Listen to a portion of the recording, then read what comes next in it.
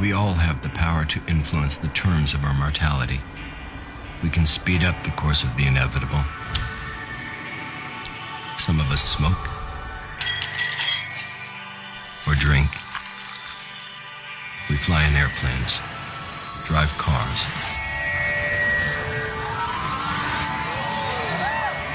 We may decide to surf big waves or to take up base jumping as a hobby. It's called risk. We calculate the odds and make a deal with destiny.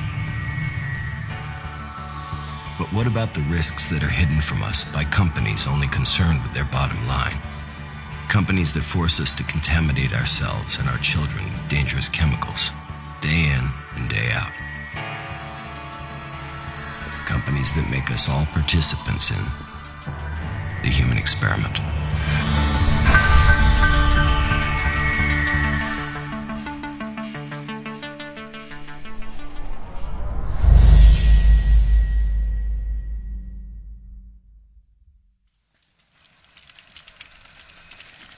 I was probably one of the most active people among my friends. I had been teaching snowboarding and mountain biking constantly and was in really good shape, really good health, wasn't overweight, didn't smoke, just really did a lot of the things that you're supposed to do to keep yourself healthy, or so I thought.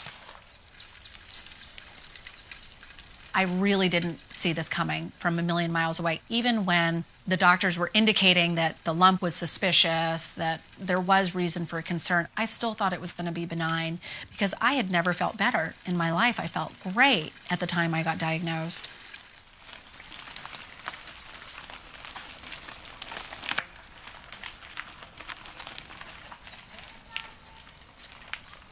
You can't explain men with hormone replacement therapy, later childbirth, not nursing babies, birth control pills, anything you want to put in there, and yet you still have the same pattern. So what's going on? Hi, baby.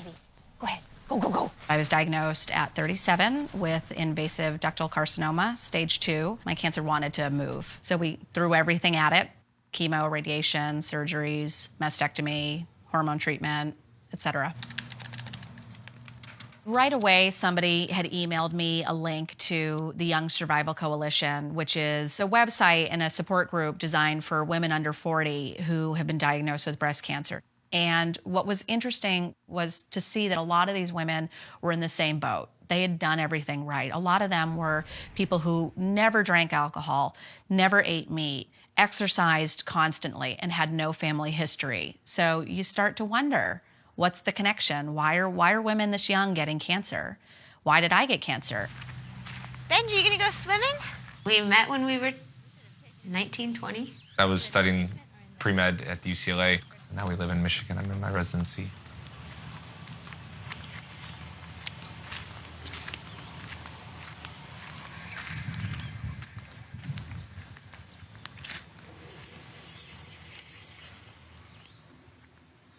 You can't explain it by just genetics, right? Genetic drift does not happen in 20 years. So there has to be some type of other factor that's going on that explains this.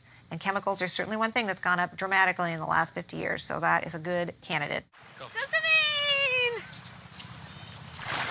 When we were like, okay, we're ready to start trying, we had it all planned out, actually. We wanted to... It's the perfect plan. Yeah, because we planned everything. We were very like, okay, this is how it's going to work. And we thought this was the whole baby thing. We had it all planned out. And so I got off birth control, and my cycles were really irregular, you know? They were like 45 days long, 48 days long, and then 36 days long, and they were all over the place. So we went in just to my OB-GYN, and she diagnosed me with polycystic ovarian syndrome just based on an ultrasound and my irregular menstrual period. It's been really odd because they have no idea why I have a polycystic ovarian syndrome, but I have it, and I haven't been able to get pregnant. Every doctor that we see says, oh my gosh, you're young, you're healthy, this is gonna be so easy, we're gonna have you pregnant in no time. We've been trying for about three years now, almost. Hey kid, hey Benjabug. Well, for me, autism is a family issue. I have a 12-year-old brother who's significantly impacted by autism, whose name is Benjamin. At 12 years old, he is pretty much nonverbal. He communicates with some sign language. And at 12 years old, you know, he's not yet potty trained, so he's pretty significantly affected by his disability.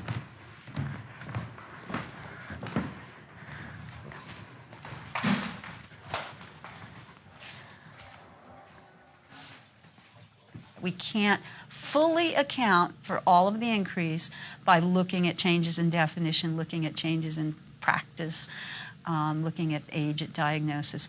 Accounting for all those things, there's still a big part of the rise that we can't account for at this point in time. My brother has affected my life in every way that anyone can. In hindsight, things probably would have been really different had I not had a sibling with autism. Do chemicals cause autism? Well, that's the question of the hour, isn't it? The questions don't stop there. What are the causes of the increased rates of childhood brain cancer, asthma, leukemia in children, early onset puberty, ADHD, genital deformities in baby boys, and life-threatening birth defects? All are on the rise since the dawn of the modern chemical revolution.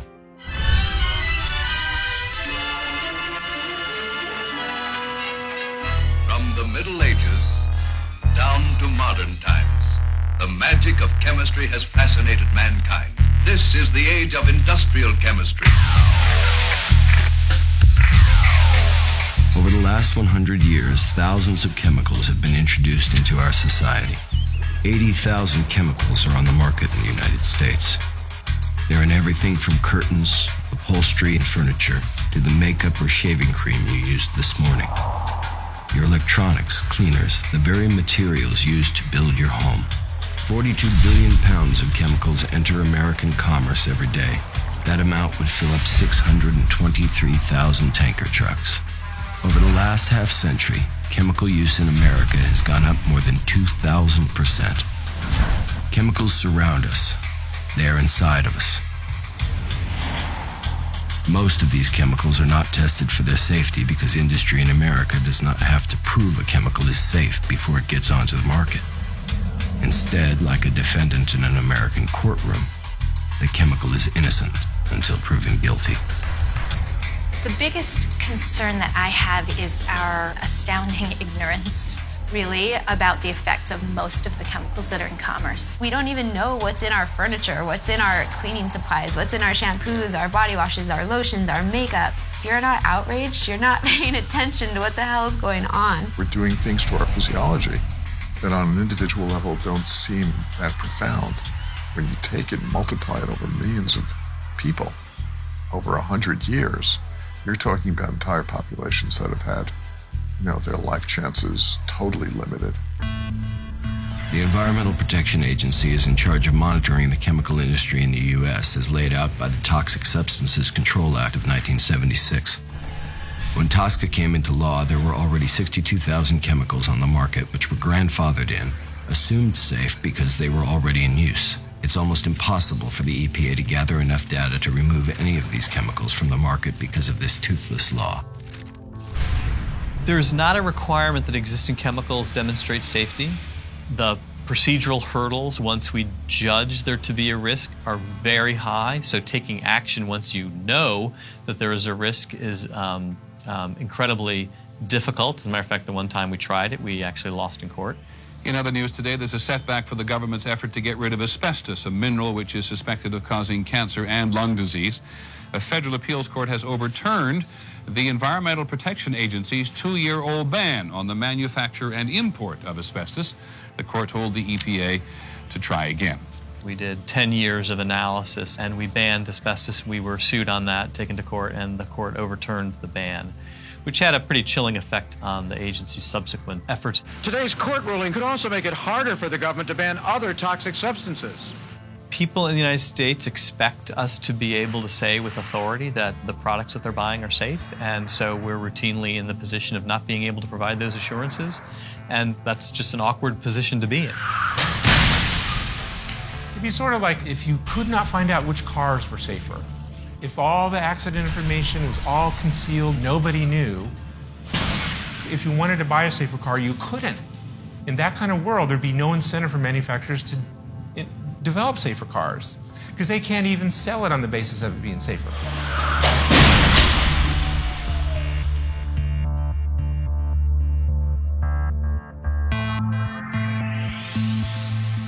The time to act is now, and I'm seeking bipartisan support. And I want to get a vote promptly to help our children by protecting them from harmful exposure to chemicals.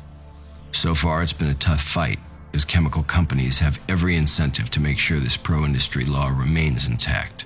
Mr. Chairman and members of the committee, I'm Cal Dooley. I'm President and CEO of the American Chemistry Council. The ACC is the trade association of the $720 billion a year U.S. chemical industry.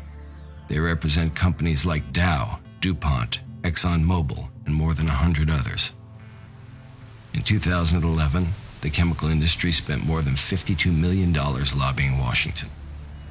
Health advocates are struggling to level the playing field against this formidable opponent. Welcome, everyone. If everybody could please take their seats and we'll get started.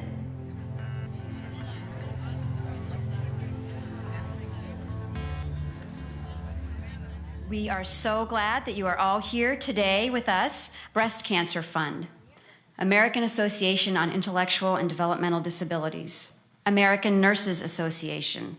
Now, some of our organizations have been working on environmental health issues for some time, but mostly we've been sticking to our own respective health fields, and we will join forces to help change chemical policies to better protect public health. I am a disability policy advocate for the Autism Society, and so I work on a variety of policies that affect people with autism and their families. I get very angry sometimes when I think about the fact that I've got to work on something that makes so much sense, and I've got to convince people that we should protect people.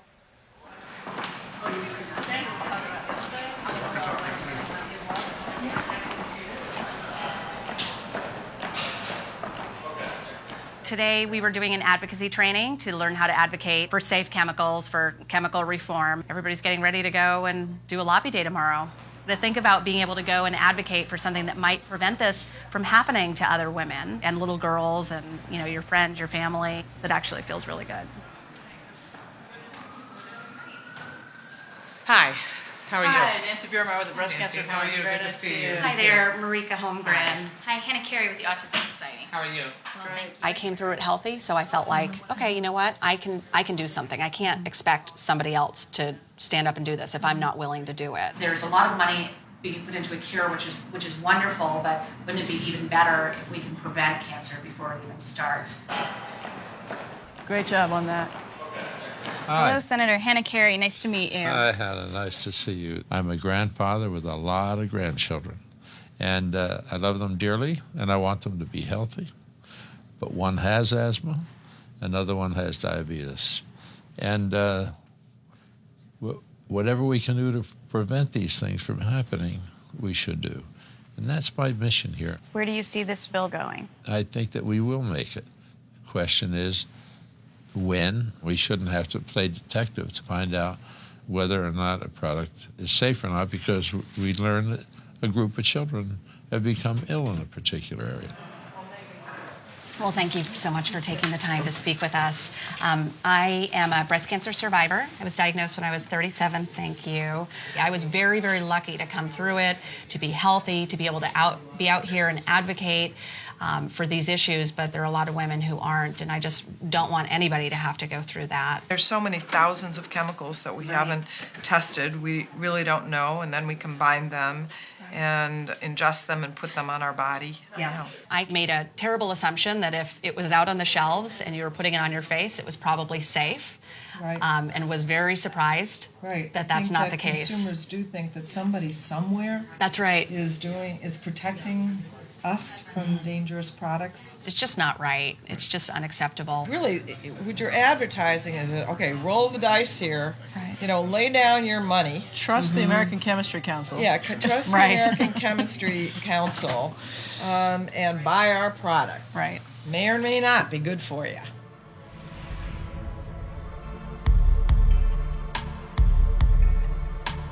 In the early 1900s, somebody started looking at bisphenol A as a miscarriage preventer.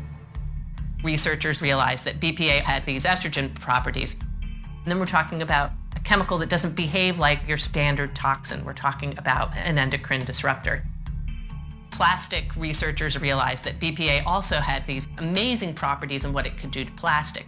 It's extremely clear, so you can look through it, and it just is extremely shatterproof.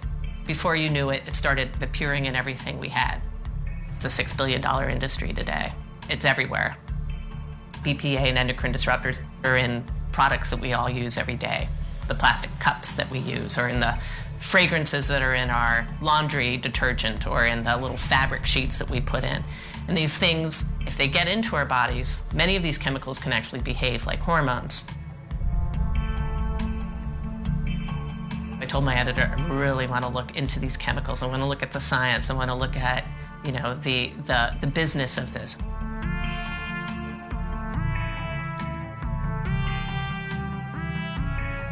The concern about BPA really started picking up speed in the 1990s when Patricia Hunt, who is now a scientist at Washington State University, was doing an experiment on mice. She started to realize that the mice kept aborting their pups, and she finally figured out that what was happening was plastic from their water bottles and from their cages were leaching in bisphenol A. It was actually getting into the systems of these mice.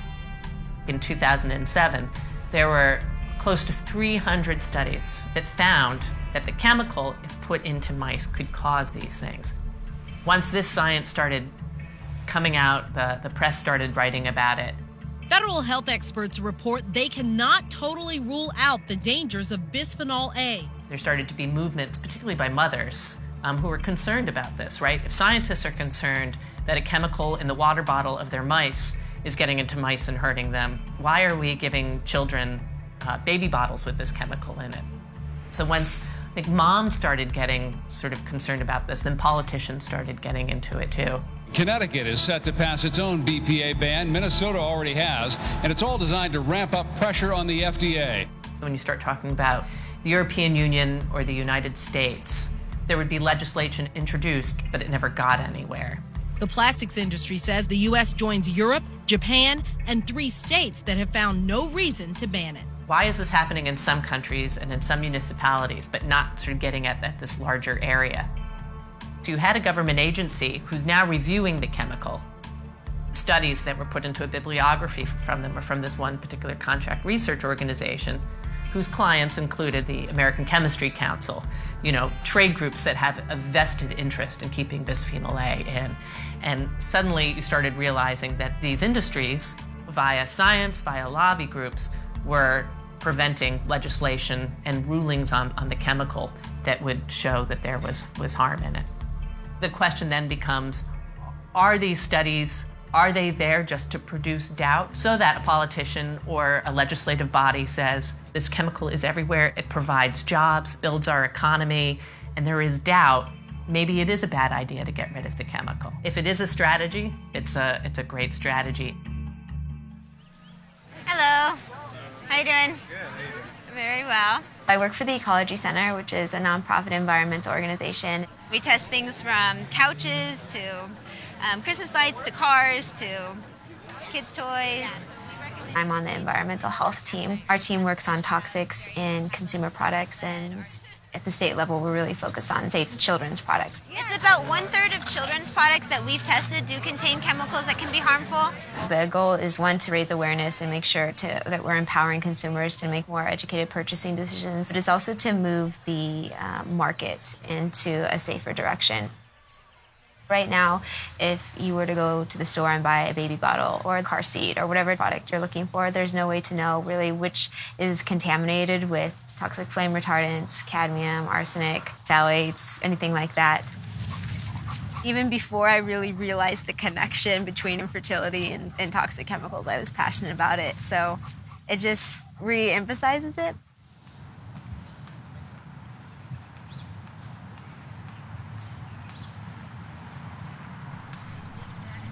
We're all exposed to so many things without our knowledge, and then we end up with some type of health consequences like infertility or like cancer or like a learning disability, and we're like, oh, why do I have this? My doctor doesn't know why I have this. He's like, you're healthy, you're young. It just doesn't make sense. We always talked about having 3 or 4 kids or, you know, big family, but and now we'll just be fortunate if we have one. tomorrow's big transfer day. We have 2 frozen embryos done at the clinic that they're going to implant. This is kind of our unorganized medicine cabinet, but we know when we're supposed to take what. Hello. This is what you have to do to get pregnant if you're me.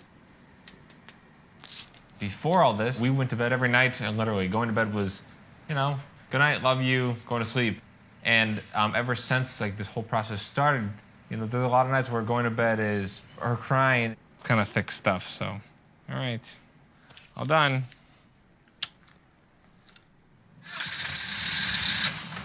You can choose to eat organic food. You can choose to get a mattress that doesn't have toxic flame retardants. But there's really no way to know whether our furniture has formaldehyde in it or whether our coffee mugs have cadmium or anything like that. They're not labeled.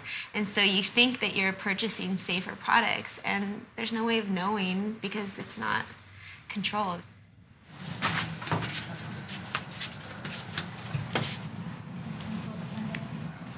Hello. How are you? Good to see you. Hey, Jen. How are you? Good to see you guys. So, Jen, the next portion I'm going to do is just put the empty catheter through the cervix to make sure it passes very easily. And once we secure the catheter in place, then we get the embryos. We did the first cycle, didn't work. We did the second cycle, didn't work. So hopefully this last time it'll work. All right. 1, 2, 3.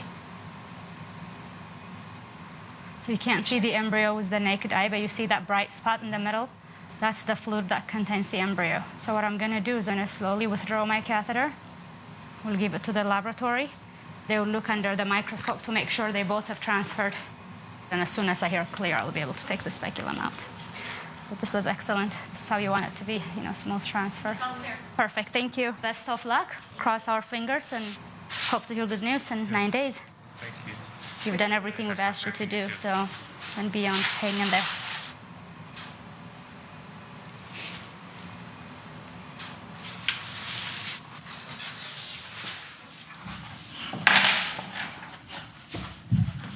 You're a silly puppy. I'm just waiting for Noah to get home. He's been working all morning, and he's getting off early, which is great. And we'll be checking to see whether the blood test results have been posted yet. Letting us know whether the treatment was successful. Who is it? Who is that?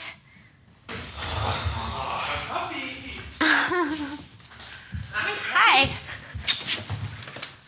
My body is freaking out. Okay, so all you have to do is click on lab. Is it received? I don't know, but you'll click on lab and we'll see if it's there.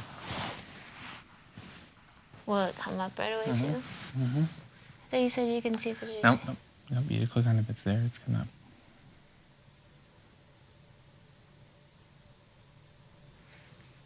It's negative? Yeah.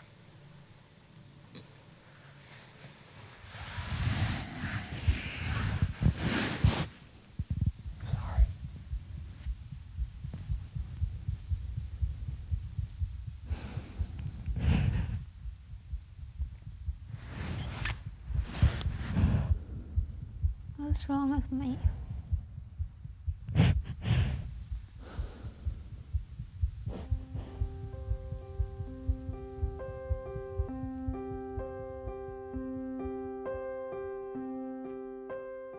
It is very troubling to see so many issues that you think we should learn from basically being ignored.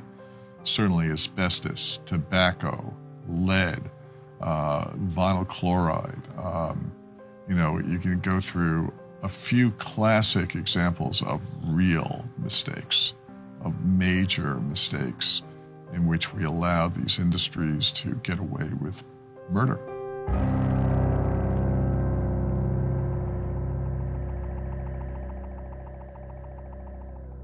When you look at the sort of organized campaigns that certain industrial groups mount, they're basically just playing out of the tobacco industry's playbook. A lot of industries have managed to keep their products available to the public by a mixture of deception combined with distraction.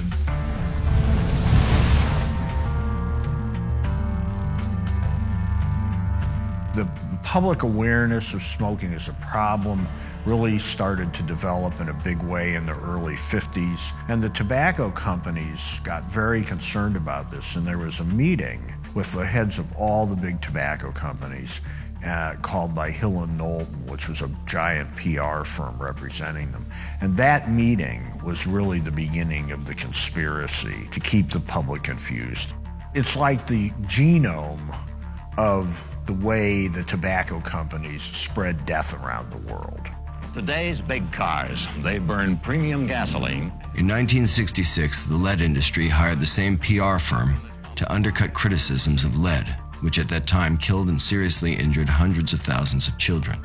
This is this extraordinary epidemic that continues to this day, which has largely gone unattended. In part, it's because the industry's been very effective in propagandizing.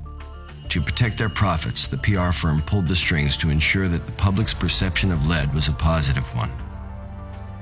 One of the really effective ways of doing that was to really directly market to children.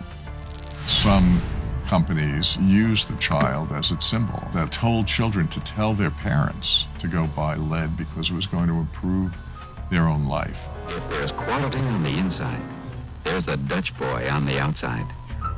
Next, it was the makers of polyvinyl chloride, or PVC, who hired the same PR giant. Their goal was to make the public think that plastic was safe and essential to a modern society. Here's a scene that has long since ceased causing any surprise. The women folk washing dishes made of plastic, dishes that bounce when they drop to the floor. PVC is a plastic linked to cancer as well as endocrine, neurological, reproductive, and immune systems damage. PVC makers went back to the tobacco playbook and used another key strategy: hijacking the science. The tobacco industry already has provided many millions of dollars for independent scientific research and will continue to support such research so we can learn the full facts about cigarette smoking and health. These were to be presented as being completely independent, and they just weren't.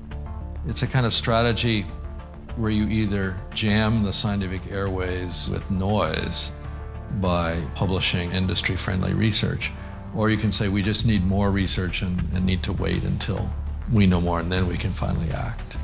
The fact that the public remained doubtful for years about the ill effects of these products, whether they be cigarettes, lead paint, or PVC, is not a coincidence. This doubt was manufactured, bought, and paid for by industry. These tactics are still used today for BPA and many other chemicals used inside our homes. The strategy has become so prevalent, it has its own name: the four-dog defense. First defense: my dog does not bite. The company denies its product is harmful. Bisphenol A is not a risk to human health. This includes discrediting the studies and scientists that point to harm. Some of which I have read is pure junk science. It's trash. When the evidence becomes too powerful to deny, the second defense comes into play. My dog bites, but it didn't bite you. At this time, industry concedes their product may be harmful, but not to worry. Average people aren't exposed to it. If a chemical is highly toxic but used only in strictly controlled industrial environments, then the risk to public health is readily manageable. The third defense: my dog bit you, but it didn't hurt you. The industry says, all right, people are exposed, but they are not harmed by the chemical. Industry reassures people that the chemical is only harmful at doses which are unrealistic in daily life. Bisphenol A is not a risk to human health at the very low levels that consumers might be exposed to. The fourth and last defense: my dog bit you, and it did hurt you, but it wasn't my fault. Finally, industry admits the chemical is making people sick, but shifts the blame. It wasn't their fault that consumers used their product. It was the individual's choice. Smoking is something that people choose to do for many reasons, and they have to take the responsibility of their decision to smoke.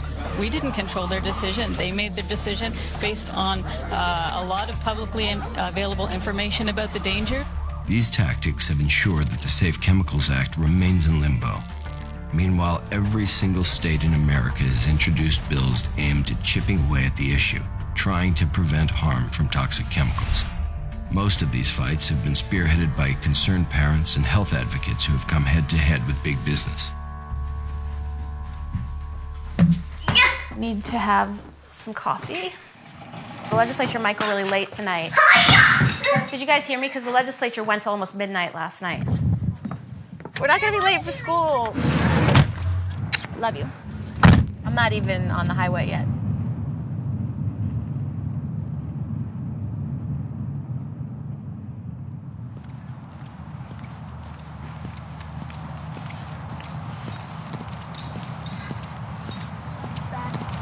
It gets companies to, really look at what they're putting in their products and to look for safer alternatives, ones that don't cause cancer or reproductive toxicants or developmental toxicants.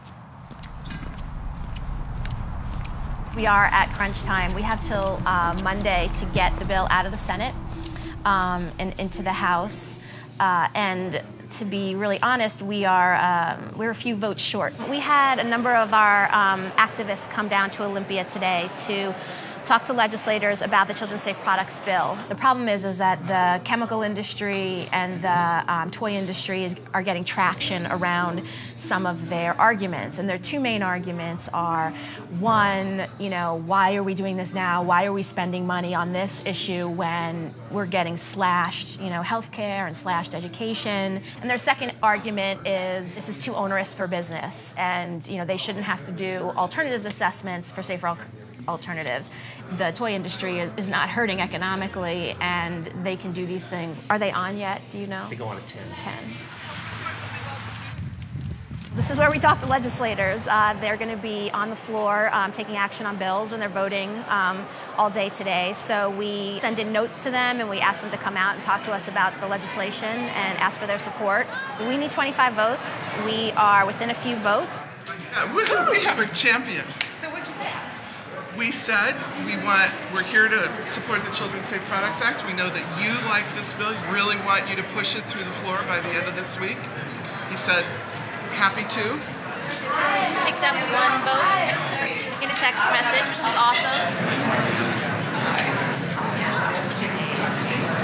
Now, I totally understand we need to educate kids, but they need to be healthy first.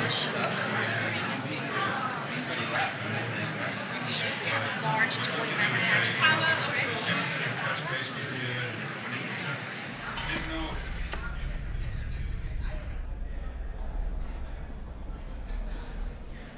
We're still scrambling for a number of votes, and didn't make a lot of progress with one senator in particular. And it's extremely frustrating because I thought we had an opening.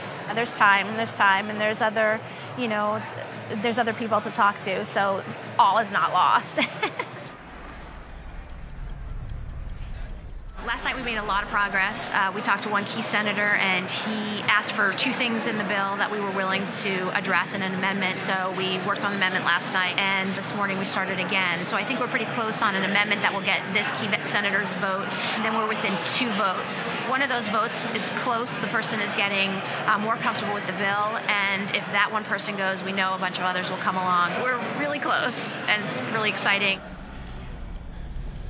Feeling pretty good. We had a lot of activity over the weekend, lots of folks in key areas calling their senators, really powerful stuff, and I think we're going to get a vote today. It's on the list to be considered first up this morning, which is a really good sign. We don't know what happens once the bill gets on the floor, but, but we're feeling pretty good this morning.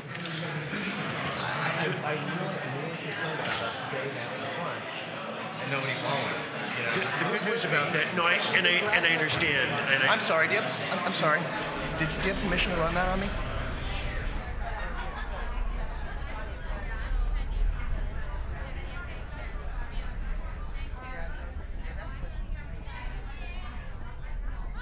It's really a few people can make the difference. They can either hold up the bill or they can make it happen. So we can make progress on children's health and toxic chemicals, or we cannot because of a handful of people.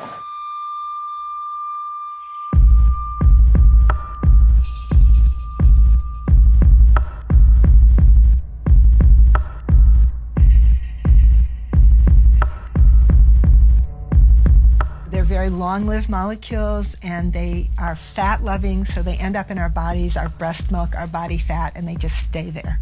And the ones that have been studied cause health problems. They cause thyroid, reproductive, neurological, endocrine problems. Some of them cause cancer.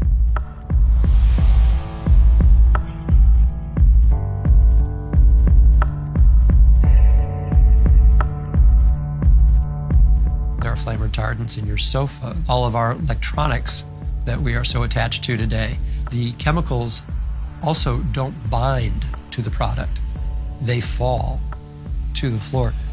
The danger really is the dust in the chemicals on the floor. That's where the most direct contact is.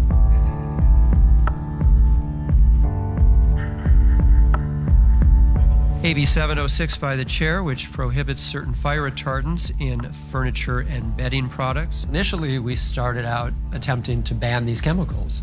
One of my most challenging and frustrating experiences as a legislator for the past 13 years. So I would ask for your very thoughtful, I vote to allow this conversation to continue a little bit further. You don't want to vote for it on the floor, that's your choice, but why this bill should die in its first policy committee would concern me very much. I'd ask for your I vote. The chemical industry has such a lock on my colleagues in that they really do a full court press. They paid for lobbyists and for all of the newspaper ads. They did a multi-million-dollar multimedia campaign against our bill. Full-page color ads in newspapers up and down the state, television, radio, mailers and robocalls urging people in California to call their state legislators to vote against our bill. And the message was, this bill will set your children on fire. These are big corporate interests, but their front is Citizens for Fire Safety. They're promoting fire safety. They're not promoting use of chemicals.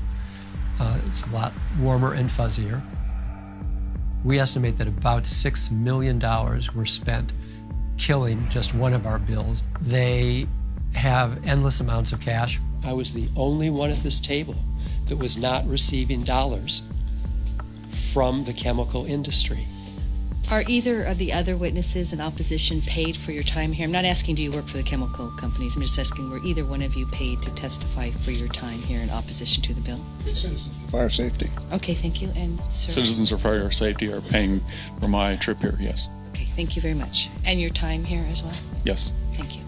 I may author 20 bills in a year. I can't take time to go visit all of my colleagues on all of my bills. But on this particular bill, because I know of the challenge I face, for a committee hearing, I will visit every one of my colleagues who sit on that committee to make my case and to put every bit of reason and rationale in front of them to support the bill. And almost without exception, every time when I'm leaving their office, waiting in their waiting room with a smile on his or her face is a lobbyist for the chemical industry who will get the last word. Do you have any brief testimony, sir? Yes, sir. The chemical industry is very savvy, if not insidious, in how it prepares for a legislative committee hearing. And what the chemical industry will do is focus specifically on a particular member of the committee.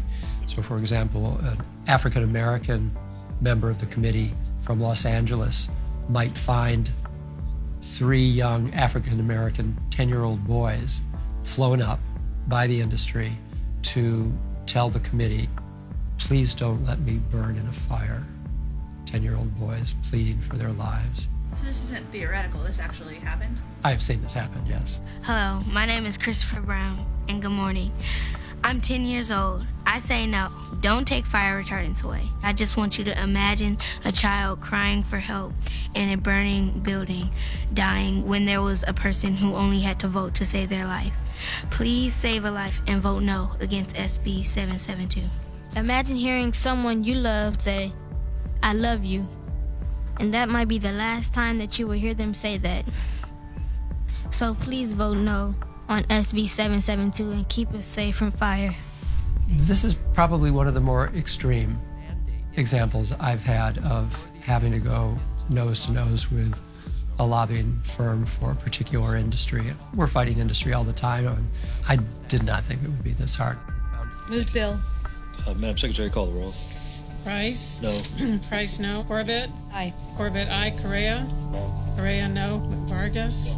Vargas, no. Walters? Walters, no.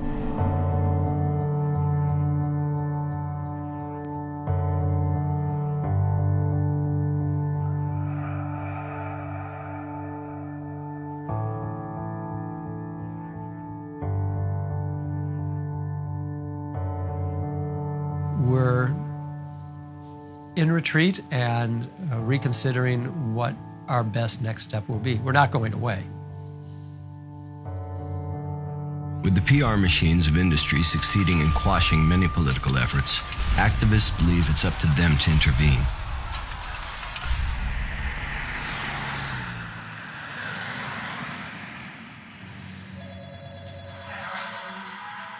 Hi, this is Stacy. Hi, Carolina. Good, how are you? We test Johnson's baby shampoo, and it turned out to contain formaldehyde and 1,4-dioxane, two known carcinogens that are contaminating the product. That was in May 2009. We did have a series of meetings with them in which they heard our concerns, but 2.5 years later, not only have they not reformulated Johnson's baby shampoo, we've found that they're selling non-formaldehyde versions of the shampoo in many other countries. So they already have alternatives, they just haven't bothered to provide them for the US market or Canada.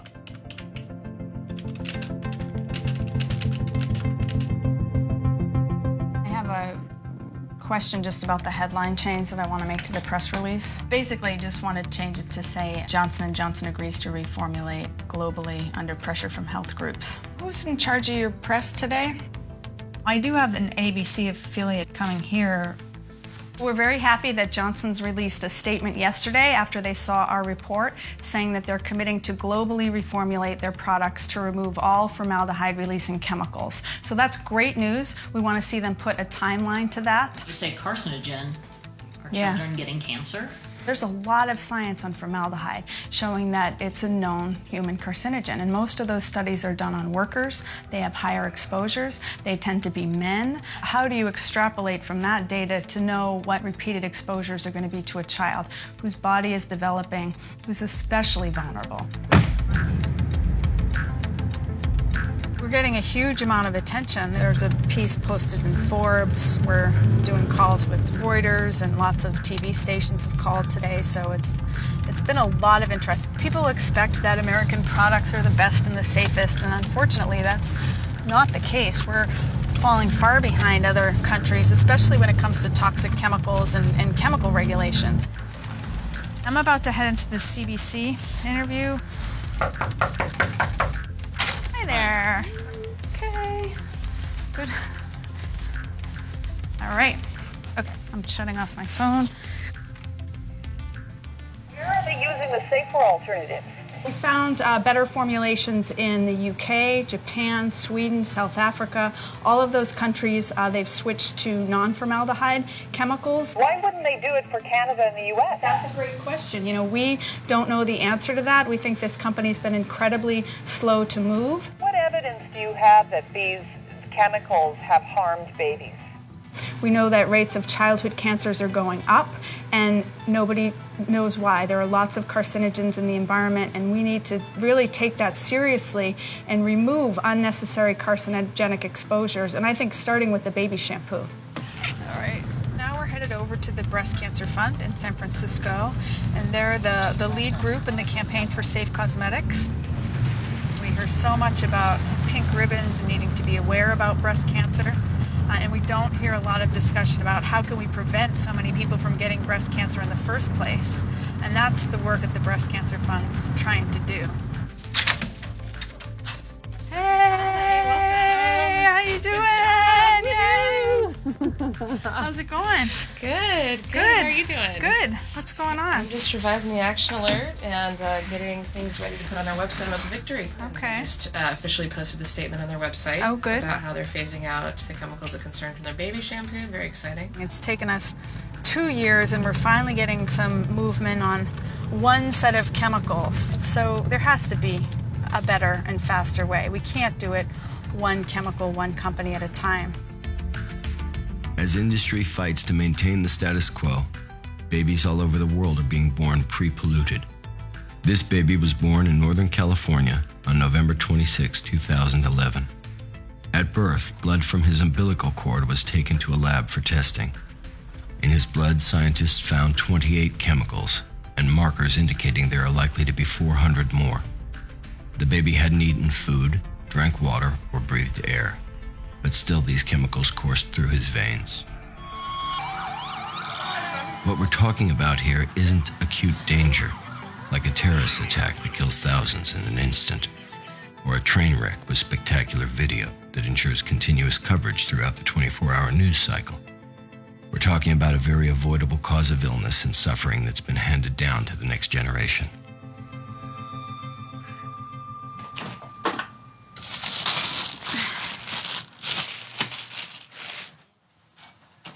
Mi nombre es María Cruz y yo vengo de México y llegué aquí en agosto 18 del 99.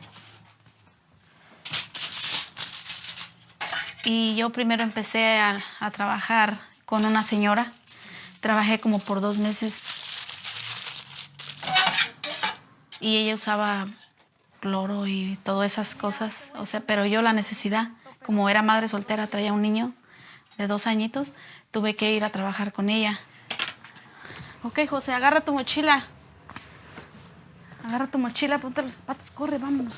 Pues mis manos ahí se me maltrataron, hasta la fecha no se me han podido, pero no están igual. Ahí se hacen rasposas, bien feo, se hacen con el cloro. Y aparte, como la señora no nos daba guantes, no nos daba guantes y tenemos que trabajar así. Ok, pon tus zapatitos, mami. Póntelos, con cuidado. Cuando iba con la señora, como se tiene que sprayar y sientes que te ahogas, te da mucha tos, sientes que te ahogas, tienes que salir o te lloran los ojos. Yo sentía que la señora estaba abusando de mí y yo quería ver algo diferente. O sea, no pensé en ese instante mucho en los productos porque pues no los conocía.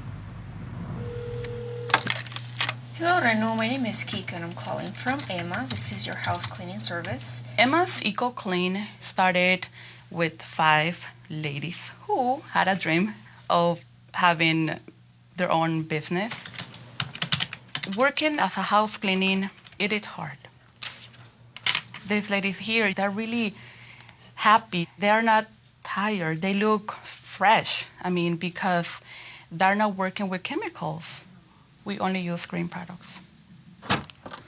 Maria, she's been with Emma 12 years. She is so proud of her work. Hi, sweetie. Hello. Hi. A mí me daba como tipo alergia, no me dejaba respirar bien y eso pues no me dejaba trabajar duro. Me sentía como mal. Es mucho mejor importante los productos ecológicos. Yo no uso cloro, yo no uso amonía. Para desinfectar yo uso el vinagre. El vinagre blanco así, yo lo diluyo para los baños, hasta quitan el olor y desinfecta el vinagre. Yo todos los días me la paso, casi la mayor tiempo estoy con los clientes que con mis hijos, que en mi familia. Estoy con ellos, con los clientes, entonces uno aprende a quererlos. Y la forma que los quieres es que los cuidas su salud a ellos. El cloro es como un monstruito que tú estás tallando, estás poniendo agua, pero ese monstruito no se quita de ahí, allí queda. Mi niña tiene 9 añitos y ella cuando nació le quisieron detectar asma. Lavaba normal con jabón y cloro y todo, pero a ella le salían como granitos. Y empecé a usar el baking soda para lavar y a ella ya no le salieron sus granitos. Los líquidos para tu salud, porque si tú no tienes salud, ¿cómo vas a trabajar? Son un poquito más caros, pero son mejor. Me están ahorrando que al paso del tiempo voy a terminar con una enfermedad, voy a estar yendo al doctor. Estoy ahorrando porque no me estoy enfermando ni me voy a enfermar. Lo que yo hago ahorita es para bien de mis hijos. Quiero que cuando ellos estén grandes también hagan cosas buenas para ellos, para la demás gente. O sea, no pensar nomás en ellos, sino en toda la demás gente. Aunque sea poquita la minoría, pero se ve la diferencia. Sí.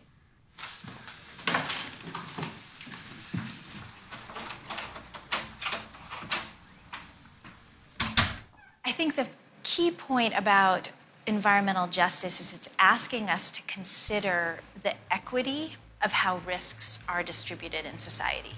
So it's asking us to consider who benefits from a certain activity and who pays the price, and how evenly are the benefits distributed and how evenly is the risk distributed.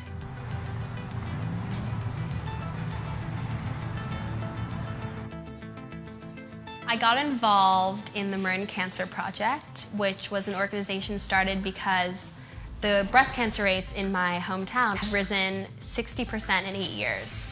I read that in the local newspaper and I was really upset about it, and there were a lot of people in my life that were going through cancer. I just felt this urge to step up and take action because I didn't want to wait around for more people to get cancer.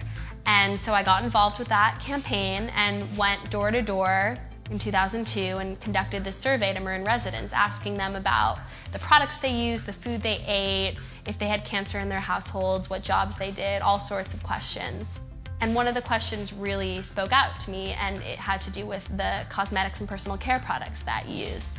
And I was really confused. I was 12 at the time, and I was like, what do these products have to do with cancer or health problems? For me, that was so scary because I was already using cosmetics. I can pretend to be a makeup artist today.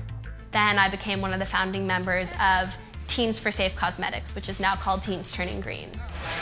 It became the most important thing in my life just because it's something that it's relevant every single day. I wake up and I wash my face and I brush my teeth and I put on cosmetics and take showers, and so you start to think about it and then you start to think about everything in your life. For me, it's just become my biggest passion. It's something that I want to work on until these chemicals are banned in total. Companies can put any raw ingredient into products and they're not even tested for safety.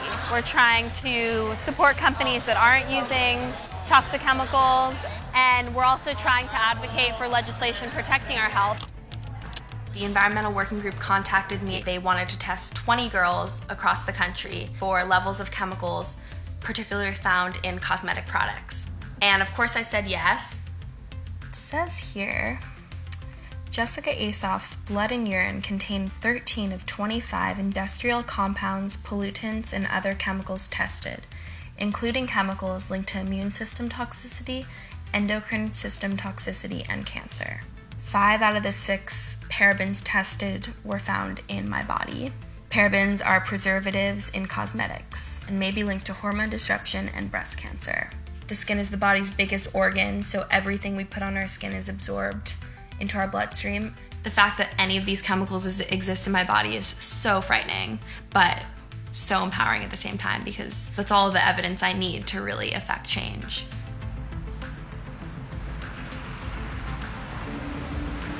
If everyone wants to head into the theater, that would be great. For the past 6 years now, I've really been doing the sort of conventional strategic change-making, panel discussions, but nothing's really changed. If I really want to see change, I'm going to have to stand up against this issue and do something that isn't necessarily legal. If anyone wants to help me put these warning labels on products, just let me know. I think I'm going to keep sticking with Secret deodorant. That's like what I've been putting them on. I want to target the consumer that's walking into the Walgreens to buy the Secret deodorant, because that's the consumer that doesn't know to use a green deodorant that doesn't contain aluminum zirconium. So for that shopper that sees this warning label that says, warning, toxic hazard, ingredients in this product have been linked to cancer, neurotoxicity, and reproductive toxicity. Ta-da! And we put warning labels on every single Secret deodorant product in the store. It's really just like the do-it-yourself type of guerrilla action that I think works best. That was really awesome. It just gets me so excited. I just want to keep going. Stop the spray! Stop the spray! We are crossing the street to Abercrombie & Fitch's flagship store to protest against the toxic spraying of their signature fragrance, Fierce. It contains toxic chemicals, so we're all here standing up for our health, and we're gonna make a difference. 1, 2, 3, 4, toxic chemicals no more! What I don't like is they're spraying these chemicals in the stores, so any customer that walks in is unknowingly exposed, and they target teen girls, prepubescent girls who are extremely susceptible to chemical exposures, and boys, of course. I support what you guys are doing. It's awesome. Seems like we're getting a lot of good attention. People are going down, there's this huge line to just get into the store. Some people are going down there now and just telling them, be warmed. Think about it, guys, before you go in.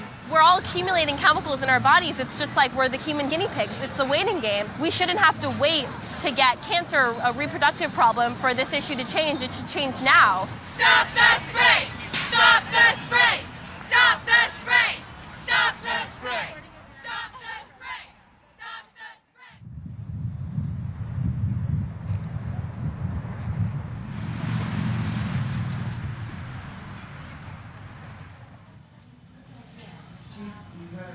I am currently 6.5 years out from diagnosis, and I do worry about getting a second cancer. I am considered high risk for recurrence. Hi. Hi. You haven't noticed any big lymph nodes anywhere? Nope. When I got breast cancer, all the subsequent treatment did really close the door on any chances that I had to have kids. Okay, so when I press on your back, does it hurt? No, I mean, everything is a little bit tender. When I press on muscles, does it bother you? No. I don't know what my life would have been without cancer. I probably would have had kids. It came at a very high cost. I think it also made me very aware of the risks that young girls face. Hello, come on in. I know that I don't want to see any other women in my life get diagnosed with breast cancer. Sadly, that's simply not going to be the case. Statistically, it's 1 out of 8 women. But when I look at the young women in my life, I look at my goddaughters, I look at my friends' daughters, I think, you know what? We might be able to reduce that number. And that's a big focus for me. My goddaughter is 14 years old. We can maybe change things for her. We can maybe change that number so that her chances aren't 1 out of 8. She has that opportunity to change what goes into her body so that hopefully she can reduce her risk of cancer. More and more you find these water bottles that are all BPA free.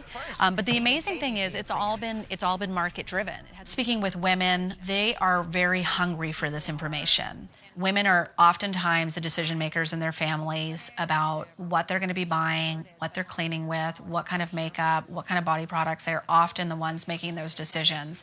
And women are very hungry for the information. They want to do right not only by themselves, but by their children. You should be able to walk in, grab a product off the shelf, and not worry that this is going to increase your risk of cancer. It's just pure insanity.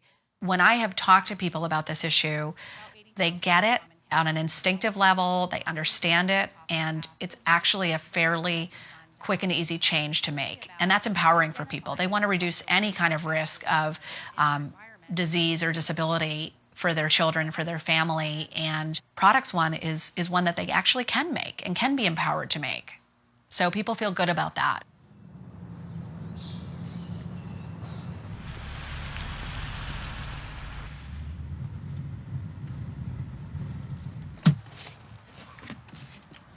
After we got the negative test result, we jumped right back into the next cycle. So we went through a fresh IVF cycle right away.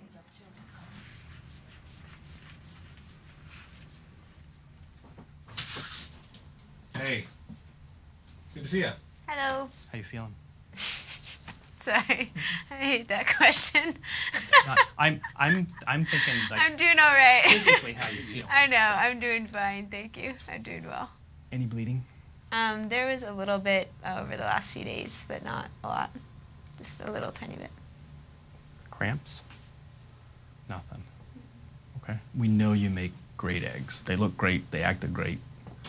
You know your sperm work quite well because the fertilization rate was superb. Mm-hmm. We know you make good embryos. Mm-hmm. The fact that we actually got to the point of being able to freeze for them is fabulous. Mm-hmm. So everything is in place. There's no way I can tell you why things didn't click, if they haven't clicked. Sure. Okay? Find out tomorrow. Noah was at the hospital, and so he was able to go on the computer system and check the results. And my mom and I were walking around farmer's market when he called and told us the good news. Ecstatic. We were just thrilled, beyond thrilled, so excited. We didn't know it was twins for a few weeks into it. I think around our 8-week ultrasound was when we realized that we had twins. Every time we had a checkup, the boys looked great, I looked great, and so everything was going really, really well. At almost 25 weeks along, I went to the hospital because I had a little tiny bit of bleeding, and they checked everything out, and they're like, you're in preterm labor, and it was like full on, here are the medications, here's an IV, and it was bed rest, you're gonna be hospitalized for the next couple weeks. It was really intense, very overwhelming, very scary. The possibility of losing both of the boys at that time was very, very real and really frightening. Because again, this had been a dream come true to us to have these babies, and then to be so close to losing them was absolutely terrifying.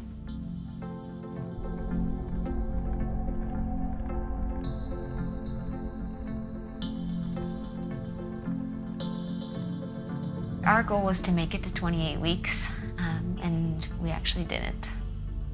We were close, but they were born at 27 weeks and 5 days.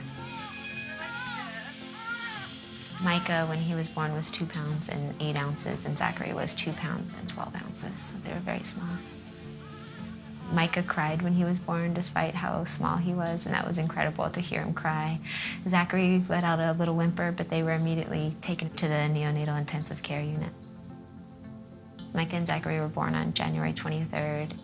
Zachary was in the hospital for 3 months and discharged on April 22nd.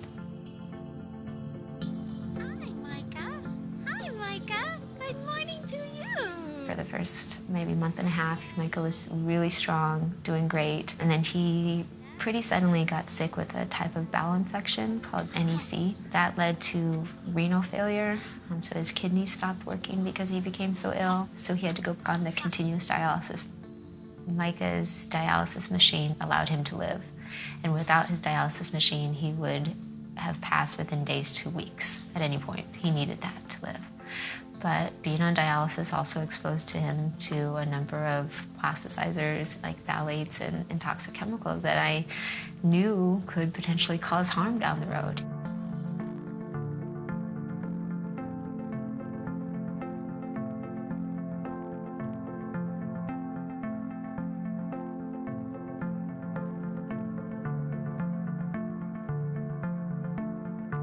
The one thing that always disturbs me when I'm taking care of a baby is, how are they going to turn out? You know, what's their neural status going to be? You know, are they going to have any learning disabilities? And so every day, every shift, you're taking care of a baby, and you're wanting to make sure that everything you're doing is giving you the best outcome.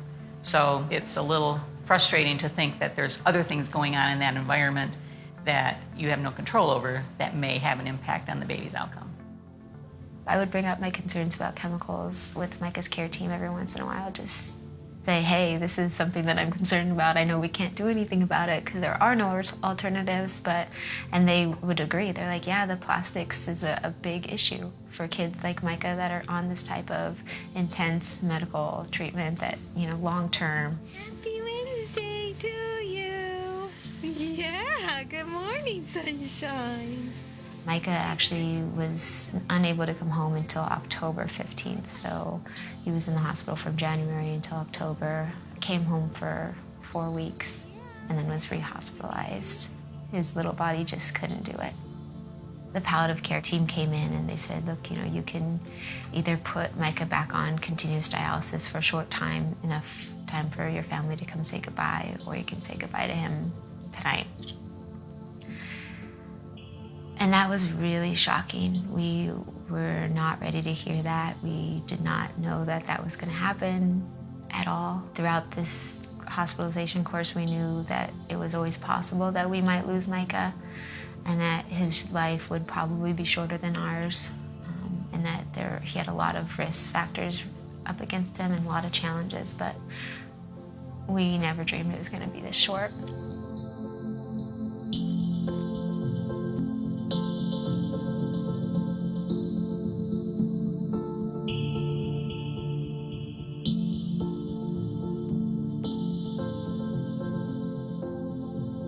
I think for the rest of my life, like everything I do will be with Micah and Zachary in my heart and in my mind and at the forefront of everything that I do, including my work on toxic chemicals and advocating for a safer environment. And I think if I do have the opportunity to work on chemicals in a hospital setting or in medical settings, I think that will definitely be all about the passion and love I have for the boys and all that they went through and the deep understanding that came with our experience of knowing that medical equipment and devices are absolutely critical. No one's going to question that. We need them. But the question is, how can we make them safer so they don't potentially harm babies and children as they're being helped?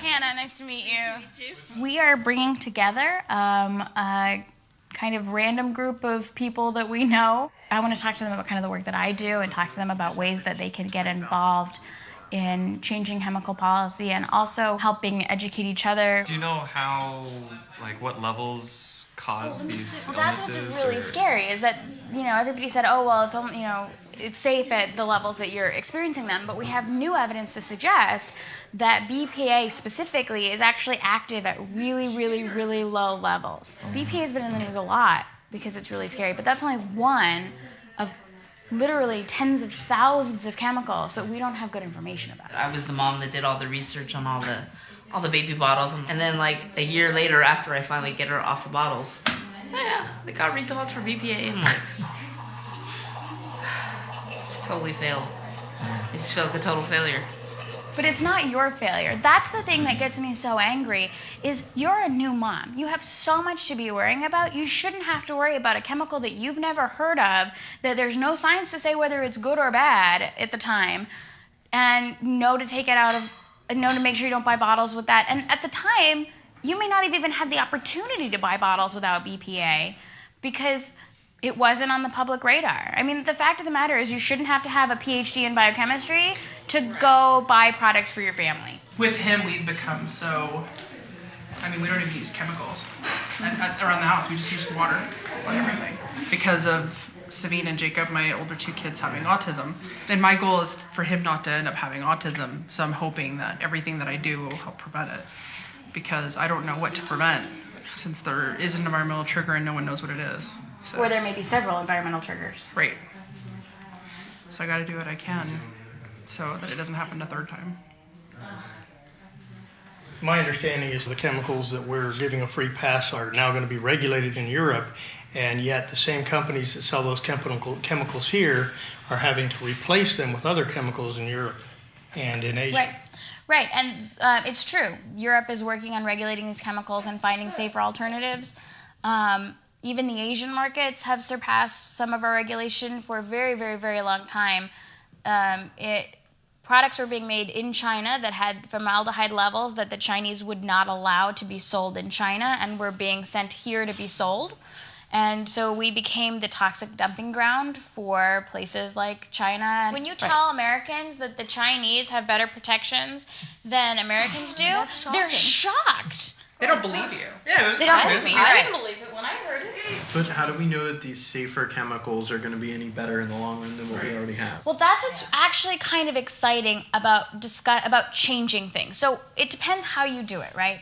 Because we could just switch out a bad chemical for a worse chemical. And frankly, that's what's happening in the US now. We're playing whack-a-mole with chemicals. That's what we're doing. You bash lead down and cadmium pops up. And so the idea, what we're hoping for is chemical reform that will address that and that will provide incentives for creating safer alternatives. Conversations like this are happening all over the country. And people don't trust their products. Chemical companies aren't going to make money if you're not buying their products. It actually is kind of the swift kick in the ass that industry might need to do some innovation.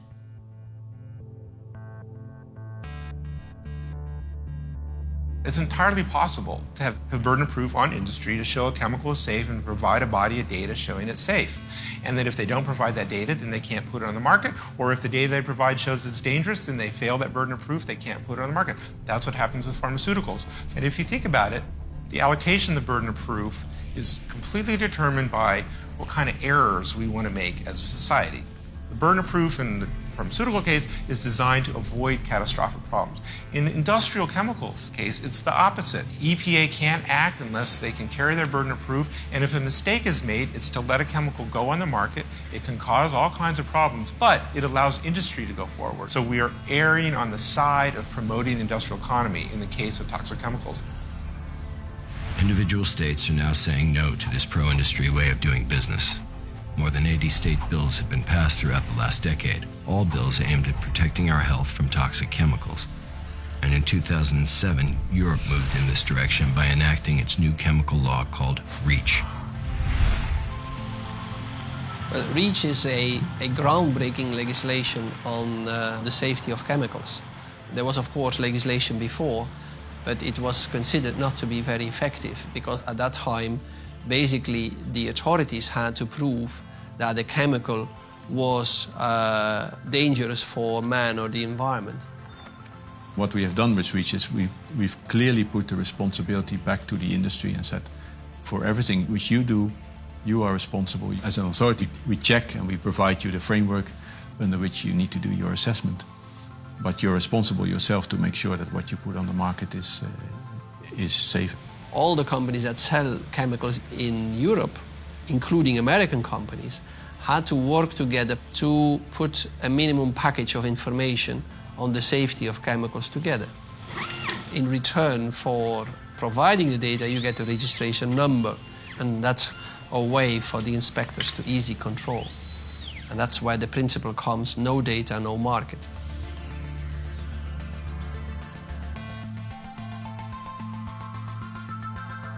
Every 6 months, we add to the list. Now we have over 70 substances on that list. So every half a year, between 5 and 15 substances are added. And that's what will be most visible for the people, is to get these kind of chemicals out of the system. Custom laboratories is doing chemical analysis. They are following the EU rules that they are safe. And quite often they are sending it back if they are not. You have to do some market surveillance, that you go out to shops and you check if everything is as it should. You actually have people going out into stores, buying the products, and then testing them? Yeah, that's true. We are often sending them to different testing laboratories, and then we look at the results that they are as they should. Or if they are not, then we are reacting. And how do you react? That depends on how big the risk is. Sometimes it's just that we tell them that you should correct this and this, but sometimes we also can ask them, for example, to take the products back from consumers. Every week, Commission publishes a summary of these notifications. Last Friday was the last one, and there were 24 notifications on that list. We strongly believe that this is putting us in a leading role. It's also important for industry that if they can demonstrate that they are compatible with the REACH laws, they are complying with high standards of protection. So ultimately, it is also to them an advantage to do that, and that's the reason why the industry in the end accepted these kind of hard obligations onto them, because they win back the confidence of the consumer by complying with this legislation. One should not forget that. Now, what we have seen is that there is a bigger appetite at this point in time in Asia to copy some of our legislation. Korea is working hard on a REACH-type legislation. Now we have public consultation starting in India for a REACH type of legislation. Also, China has expressed some interest in exactly understanding how our legislation works, because they are also getting more and more negative pressure from their population. And we feel that's a good thing for mankind in general. So we are also willing to help other authorities if they want to move into a REACH direction. The American bill had a tough time moving forward in 2011. Behind closed doors, the chemical industry and health advocates were negotiating, but progress was slow. By 2012, Senate Democrats couldn't hide their frustration. If your objective is to defeat legislation, if that's your objective, then I understand what you're doing. But if your objective is to get legislation enacted, I don't understand what you're doing. Our objective is to see the modernization of TSCA in a way that provides the appropriate level of safety, ensuring the safety of the chemicals that are used for their intended purposes that are in commerce, ensuring that we can do so in a manner that allows this U.S. chemical industry to continue to be at the forefront of innovation. Are you advocating for our body burden of chemicals to go up over time? That's just a yes or no question, Cal, and then you... Well, it's a no. Yeah. And the issue, though, So Senator... you're not advocating for it to go No, up? the issue, Senator, is that we have to have a system in place. And are you concerned about it? We are absolutely concerned about it. I'll be honest, I take offense when anyone would even insinuate that our industry, is supporting an increase in the body burden of chemicals over a period of time. Well, that's where we're headed right now. Where do you think we're headed? This has been going up year after year. After this episode, the ACC ended all negotiations.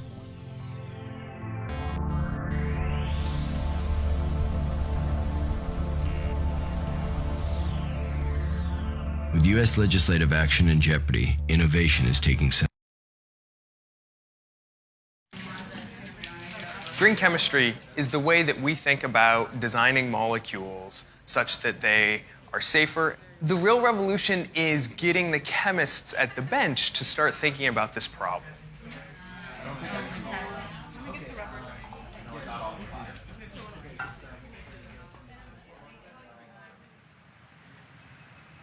We want to bring together interdisciplinary teams of professors and graduate students to really approach things like how do we make newer, better plastics without creating toxic side products.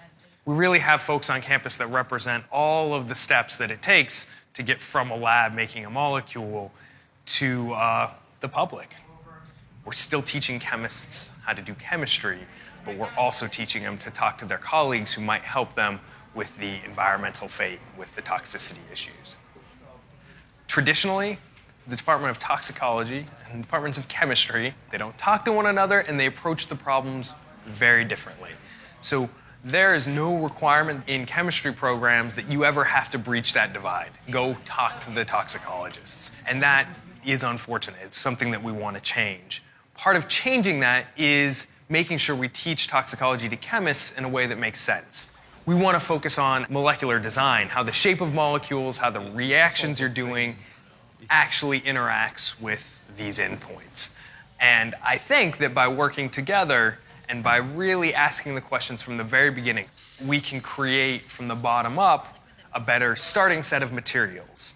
Do you feel optimistic? It sometimes depends who I'm talking to, but if I'm talking to students, I feel really encouraged.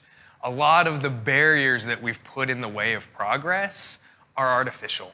And if you just learn from the very beginning that there's no reason to separate considering function, structure, price, and all of that from toxicity, end of life, fate in the environment, then you don't have any of those barriers. And by the fact that a lot of these things actually are better for the company's bottom line in the long run. So the drivers are aligned. The argument is about how quickly, which ones, prioritization, et cetera, et cetera. Green chemistry is starting to be used in businesses across the U.S. In 2011, the green chemistry industry in North America was worth $800 million. It's projected to be at $2.7 billion by 2015. Industries of all kinds use green chemistry, from children's products to cosmetics. Even the building industry, notorious for its use of toxic chemicals. I work at Construction Specialties. We're a small multinational. We manufacture architectural building products for commercial, institutional, healthcare predominantly. We are in central Pennsylvania. If there is a county going to vote Republican, it's going to be Lycoming County. I'm a conservative Republican. There are times when part of me thinks that the Tea Party's making some pretty good sense. People want things that are good and healthy and safe for their children. They want that for themselves. So from a business standpoint, customer demand drives business development and innovation. And if you can approach it and understand it from the moral standpoint, my sense is you'll better understand why customers want something. We started to become involved with customers saying, you've got to get PVC out of your products. You've got to make some change.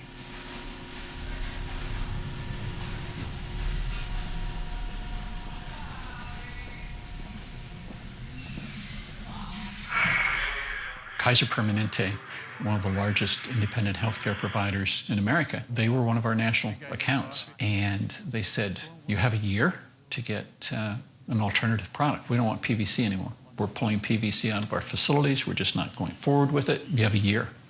And if at the end of the year you don't have an alternative product, you don't have us. We've gone through 2 generations. We're into our 2nd generation of non-PVC plastic. We've spent millions. But we believe we're going to get a return on that investment. We could have stayed PVC and then waited for the market to totally reject it or a competitor to leapfrog us, but we didn't. Mr. Williams. I was asked to testify on a business perspective for reforming the Toxic Substance Control Act. Broad-based adoption of these green building standards have resulted in really very well documented and unprecedented benefits to the economy, to human health, as well as our environment. Some of the questions I got were, what do you mean this is going to protect jobs? What do you mean this is going to grow jobs? We're adding jobs. We added 30 jobs at our facility last year. 30. You can't deny that. This economy's difficult, and construction was one of the hardest hit parts within the economy. I said, well, as our business grows, we hire more, and as we hire more and sell more of our product, then our suppliers have to produce more. When they have to produce more, they add. The market wants these products. So what a marvelous, marvelous time where environmentalism, consumerism, and these changes can come together to make a strong America, make job growth, redefine green jobs.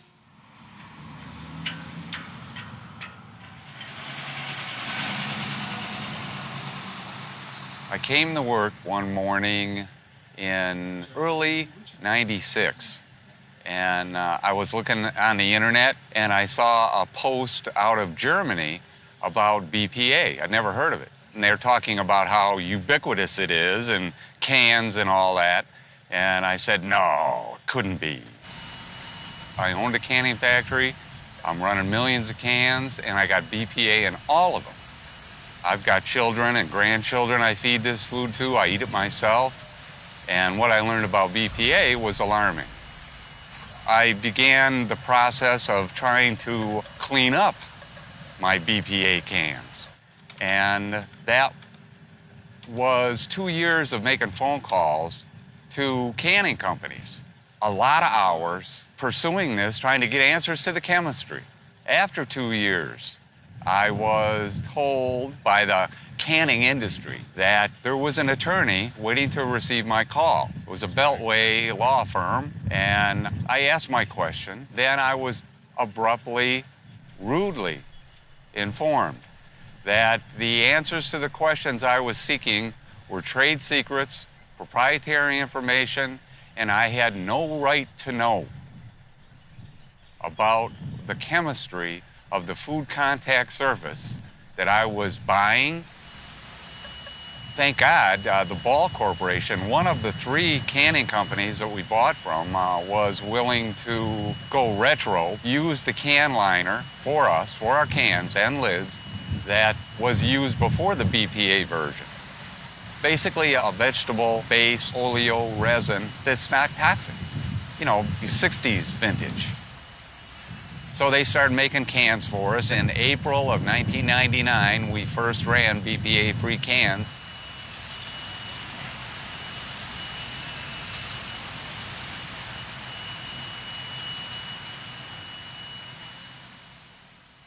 It had to do with a paternal instinct, self-preservation instinct, real basic things, not the intellectual, heady, moral, and ethical issues. But it certainly is one. If there are no morals and ethics, if nobody cares, there is absolutely no incentive for any business to do anything right.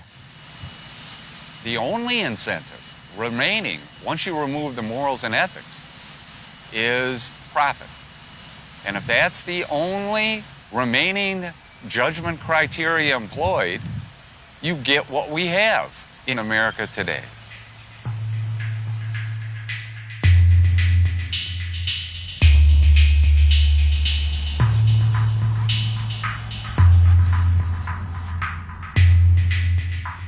We're in the midst of this kind of enormous struggle over this very long period of industry malice and industry corruption. The dishonesty behind the purveyance of the toxins is incredible. And only the tolerance of it by society allows it to go on. It does involve dislodging vested economic powers and shaking up the system and allowing the power and money to go to those that can develop safer chemicals. I think sometimes people get overwhelmed because they think they're the only one doing this or they're the only ones concerned about it. And I think that there's a strength in coming together and saying, like, we can do this together. Things have always changed because people speak out against something. Any historical movement has worked that way. And people do need to get involved. And this is one that I am 100% sure we can win. First is just getting people to understand how chemicals affect our health and our bodies, and then helping them to make personal, like, small changes at home, and then getting them involved and engaged and knowing that they can make bigger changes at the state level or federal level, and just getting involved in their local communities and taking action.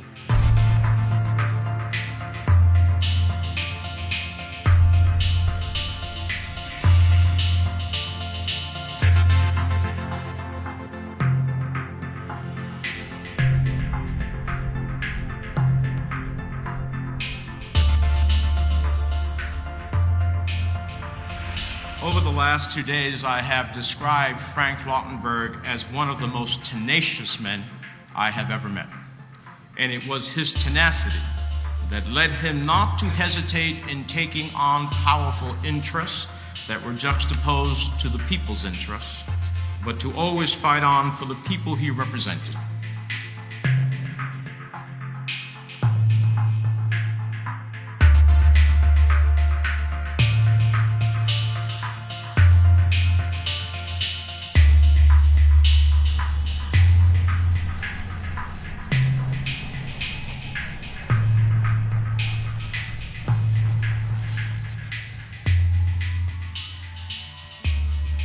In life, you often will do things and make decisions before you have absolutely nailed something down. If I gave you a glass with a clear liquid in it, and I said, you know, why don't you drink this? There's only a 6% chance you'll drop dead. I'm not 95% certain you won't drop dead. I'm only 94% certain. Most people would not drink the water. And even if I said there's only a teeny-weeny little chance you'll drop dead, you probably wouldn't want to drink the water. And so I think when people are looking at the evidence out there, the correct standard is not scientific proof. It's what's reasonable. What kind of certainty do we need to know we need something to change? We all have the power to influence the terms of our mortality. So now that we know the rules of the game, together we can stop the human experiment.